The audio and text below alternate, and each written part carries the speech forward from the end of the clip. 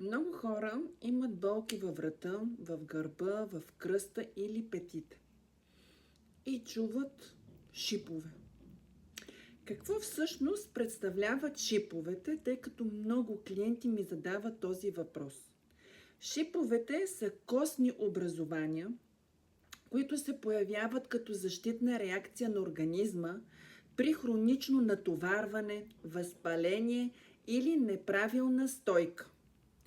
Не искам нещо тук много важно да кажа. Шиповете могат да се появят не само от натоварване, но и от надухване от климатик, от студен въздух в кола или от резките промени на температурното влияние навън. Могат ли да изчезнат? Много важен въпрос. И тук трябва да съм абсолютно искрена с вас, за да ви дам правилна насока.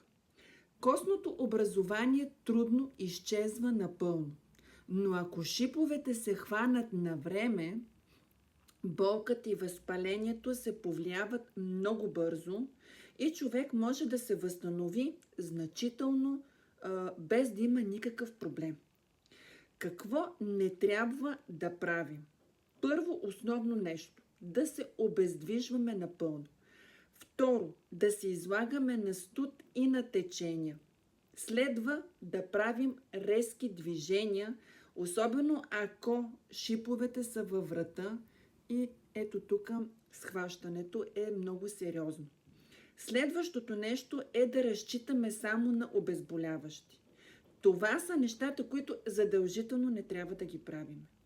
Много важно за шипове на врата, което искам да обърна сериозно внимание, когато шиповете са във врата, може да се засегне вегетативната нервна система, което води от своя страна до замайване, до главоболие, до напрежение и до тревожност.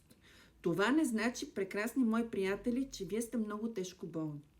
Затова мястото трябва много да се пази с топло, да си слагате шалове, поло и много сериозно да избягвате климатици. И тук искам да препоръчам само леки масажи, без агресивни намествания, специално на врата, ако там е вашата проблемна зона.